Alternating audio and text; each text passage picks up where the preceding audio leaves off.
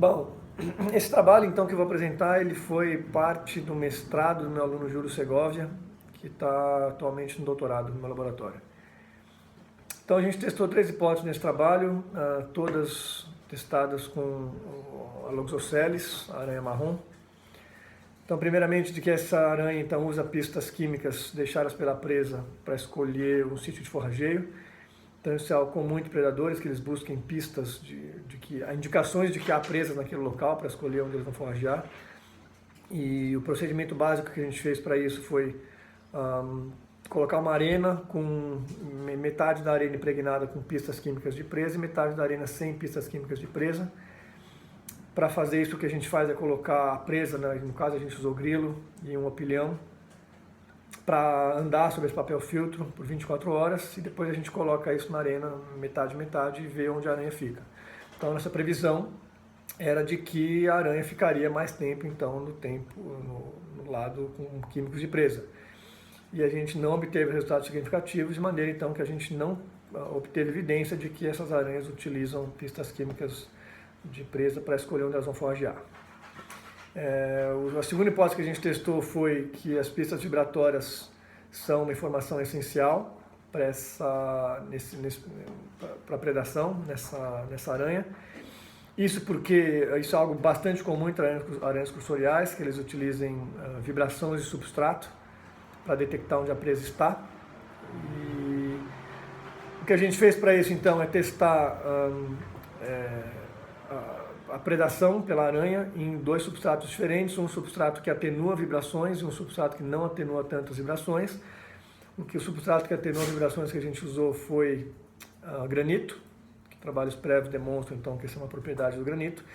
E a gente, então a mesma coisa, a gente coloca a aranha, a gente tem uma série de variáveis que a gente mede, e o que a gente previa então é que, no caso a gente usou latência e sucesso de captura como variáveis que a gente esperava então que fossem diferentes nesses 2 substratos. A gente esperava uma latência de captura menor no substrato de papel filtro e um sucesso de captura maior no substrato com papel filtro. E novamente a gente não obteve evidências para isso, de maneira que então que a gente, pelo menos os nossos resultados não apontam que para essa aranha as vibrações de substrato são fundamentais. A terceira hipótese foi de que então essas aranhas produzem um lençol de seda, e é um lençol que elas deixam no substrato, elas ficam sobre o lençol de seda para capturar presa, embora elas também tenham sido observadas capturando presas fora do lençol de seda. A nossa hipótese então é que na presença desse lençol de seda a presa fica mais enroscada, e isso permite que a aranha consiga manipular melhor a presa e assim morder as partes vulneráveis do corpo dessa presa, né? Então, para a gente testar, a gente testou então um substrato com um lençol de seda e um substrato sem um lençol de seda e viu o que acontecia. O que a gente mediu de variáveis então, que a gente previa que haveria diferença entre os tratamentos, foi sucesso de captura, latência para detecção, latência para captura e exatamente, e para subjugar a presa, né? Exatamente, então para subjugar a presa. Então o que a gente esperava era que as aranhas teriam latência menor para capturar, latência menor para capturar na presença de seda, sucesso maior na presença de seda, e a gente novamente não obteve diferença entre os tratamentos, sugerindo então pelos menos nossos dados, a gente não tem evidência de que o lençol de seda é fundamental nesse processo predatório, e que as aranhas se viram muito bem sem esse lençol de seda.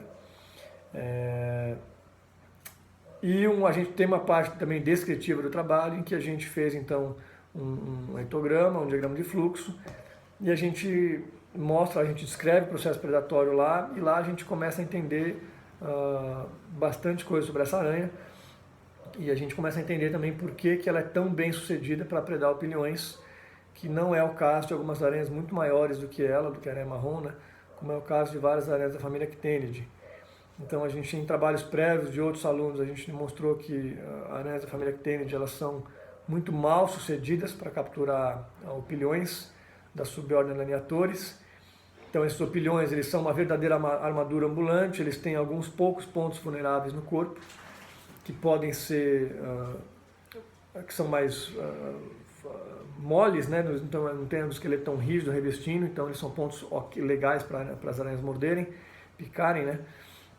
Esses pontos são então as partes distais das pernas, as articulações e a boca. E essas aranhas que tênis, o que elas fazem basicamente é pular em cima da presa, às vezes pode até manipular um pouco, mas muitas vezes é só pular, morder e deixar quieto, elas deixam o pilhão embora, porque muitas vezes elas mordem exatamente em locais onde elas não conseguem perfurar, então você vê que a quelícera dela escorrega e eles não conseguem perfurar o pilhão e deixam o pilhão embora. E aí o sucesso de captura delas é muito, muito baixo, né? Embora sejam aranhas muito maiores que os opilhões às vezes. E Loxosceles a gente cansou de ver exoesqueleto delas de opilhão nos lençóis de cera dela. Então isso sugeria que essas aranhas estão comendo esses opilhões direto. E a gente levou para o laboratório, viu que realmente elas estavam comendo os opilhões, elas predam os opilhões, então a gente começou a fazer uma série de filmagens aí.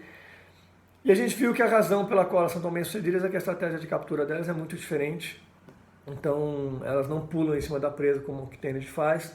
Elas, na verdade, tocam com as pernas, ficam sempre à distância. Então, ficando à distância, elas evitam as defesas químicas dos opilhões e evitam as defesas mecânicas dos opilhões, né? Eles dão beliscões com a perna, que podem perfurar o corpo da aranha, com espinhos que eles têm. Então, elas ficam sempre afastadas e elas ficam, então, picando a extremidade das pernas ou as articulações das pernas, e que são exatamente áreas vulneráveis do corpo desses opilhões.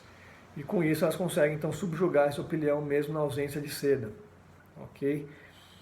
Então é isso, basicamente esses são as perguntas principais, as hipóteses, os métodos utilizados, os resultados obtidos nesse trabalho, tá bom?